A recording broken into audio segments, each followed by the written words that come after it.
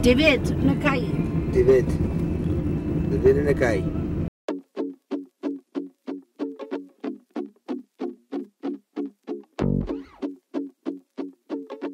Coming up on part 5, we look into holes already dug. I feel her power. Wow! And we see the fork-tailed kite. One time nearly extinct. I'm going back 2 decades and spending some time in Wales, where I went to take a 3-week crash course in Welsh at Lampeter University. I recommend you start with part 1 so you can get up to speed. This is Betty Davies. She runs this B&B and farmhouse along with her husband. She also divines for water. Through here is the little one of 2 trails that you can take to get to campus. You go through here along what was the old railroad track that went from Carmarthen all the way to Aberystwyth. And in 1968, they decided to stop using the railroad for whatever reason. So this area is inaccessible by railroad.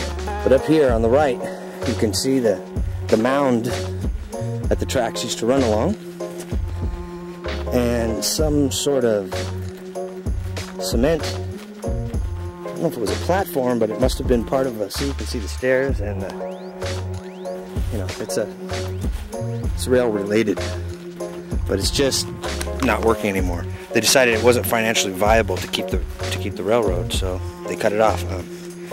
Betty told me that when she used to work as a nurse in Aberystwyth, she'd walk down, take the train all the way to Aberystwyth and back. Farmer's land runs right up here. If you look, that's his farmland. It's right up to the edge of the campus. It was a farmer in 1822 who gave the land for the building of the campus, which is 3rd in age to Oxford and Cambridge. I didn't realize this was the 3rd oldest university in Great Britain. Interesting. Some homemade steps here. Through here. Down through here. Yeah. So I think we pass about 4 or 5 farmhouses or so before we get to the place. It's just about a mile, and I'm used to it now. I walk it now a lot. I have taken taxis home, but mostly I walk. This other farm we're going to visit was a place where she divined for water 10 days previously. And so they've already dug and found some water. Yes, right.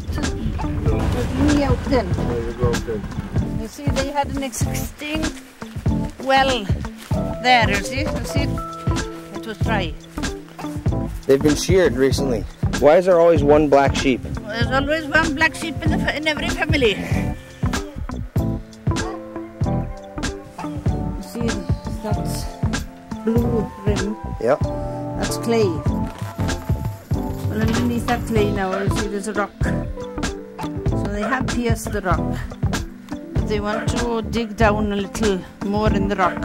My grandfather was gifted, and he had 10 children, and not one of them had the gift. Dowsing is a type of divination employed in attempts to locate groundwater, gemstones, oil, grave sites. Wikipedia says dowsing is a pseudoscience. There's no scientific evidence that it's any more effective than random chance. Well, I think she's the real deal. Some people are just more sensitive to things.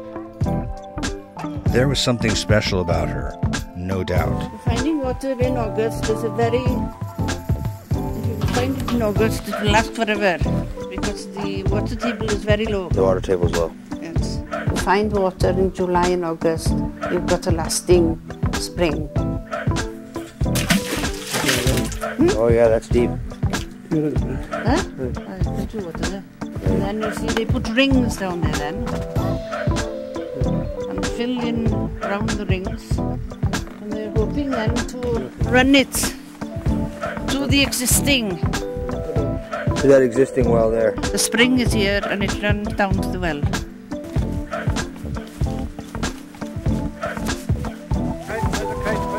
birders come to this area to see these red fork-tailed kites. We were lucky, and John had some info about them. One time nearly extinct. Only one pair. Under voice. Really? And now there are more? So now we reckon about 80, 90 pairs. You're holding it very tight. We went back another day, and boy was I convinced. I took the stick with one hand, she took the other side. We held hands to close the circuit in the middle, and I felt something. I'm telling you, this stick moved when we approached the water. There you are, so you see how much tension there is.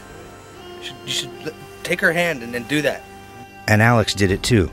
You've got one end of the stick, and I've got the other. Right? Okay? Now then I'll have your hand. Let's walk. You keep it down. Don't you let it go.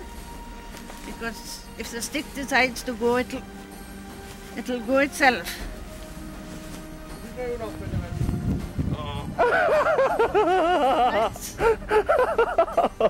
Well, that is what I do mostly at this moment, is going round farms and finding water for them. Coming up, a German attack. No! Water! In the legs! Hey! John takes us to Hay-on-Wye, and I go north with the Germans to visit Harlech Castle. Which was built in between 1283 and 1289.